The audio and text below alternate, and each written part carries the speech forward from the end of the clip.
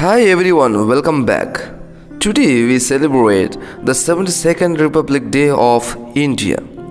In various parts of our country, functions will be conducted to mark the day, hoisting the national flag, singing the national anthem, staging different cultural programs, and delivering speeches on freedom, equality, prosperity, and national integration, which will remind us that after many years of a fragmentation, colonialism, and oppression, we have come together to defend for ourselves and to show the rest of the world that we, the people, make the rule our country. The celebration also reminds us that with all our differences, we, the people of India, should work for equal rights and privileges. Many years have passed since measures were passed and efforts made to bring freedom, equality, and prosperity to all sections of people. But the sad reality is that not much has been done. Anyway, in this special day, I would like to say a Christian sermon. For that, let us see a scripture from our Holy Bible, the Gospel of John, chapter 8, verses 31 to 36. From this, I would like to entitle my sermon as the Gospel's Republic. The Gospel's Republic.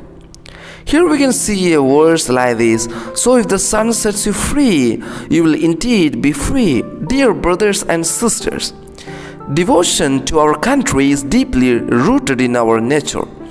It is a source of power and strength, inspiring noble ideas and heroic sacrifices. Loyalty to country enhances a person's character. This comes by the proper use of freedom.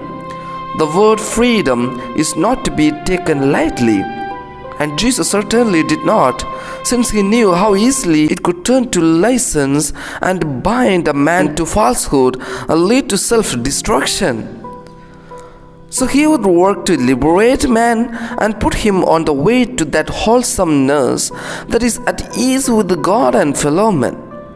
No one can claim this freedom by the nature's privilege, either by being a descendant of Abraham or being born after 1947.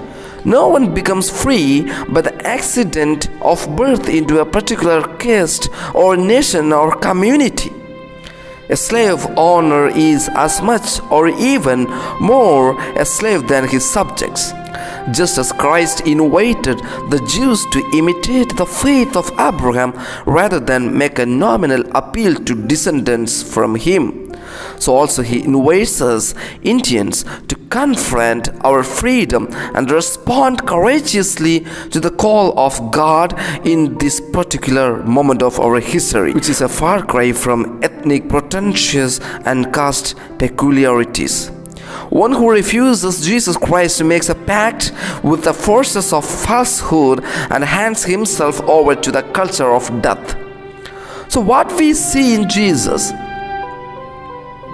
Here is one who scouted the claims of the Pharisees, denounced the false certainty of a frozen religion, and invited the people's faith in him as the ground of their freedom. And that is preciously where we find Christ, among the sinners and outcasts and those who have not broken through to freedom. Just when the opposition touched a very high point of tension, Jesus affirmed that he is greater than Abraham himself. In fact, he attributes to himself the supreme title of the divine liberator of all people, I am.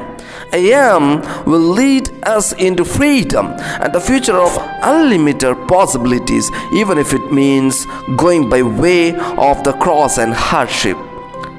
When as a nation we have put aside our hubris and false sense of independence and allowed the one who is greater than Abraham to take over our lives, we shall realize what the true freedom of God's republic is.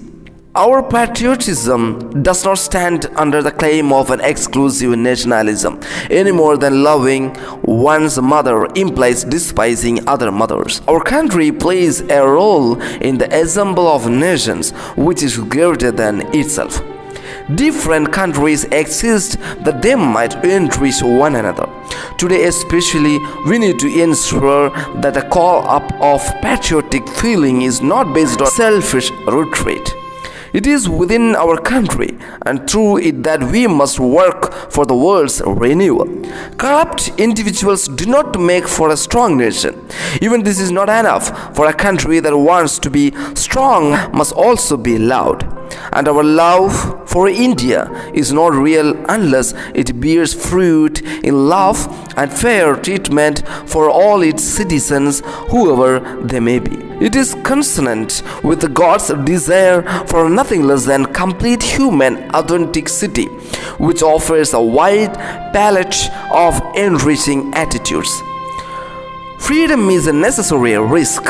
God took a risk with his creation, and since he has conquered the human heart through the pierced and risen heart of Jesus Christ, we can confidently hope that the nation, self-assured in its material and human resources, will undergo a change of heart, and that all will yet be well. While to be present leaders, we pledge our cooperation. We recall with affection the leaders who have died, so also our brave soldiers who shed their blood on the field of battle. A nation that forgets its past has no future and deserves none. The future, as far as we can see, is shadows in trials and calls on our courage. But the best stories of heroes are about those striding bravely into an unknown tomorrow full of risk. So trusting in one another's loyalty and above all in the God of Exodus who will lead us, we march with strong hearts and firm steps, for we have many miles to walk and many promises to keep. Once again, Happy Republic Day for all of you. A short message from Joshua A.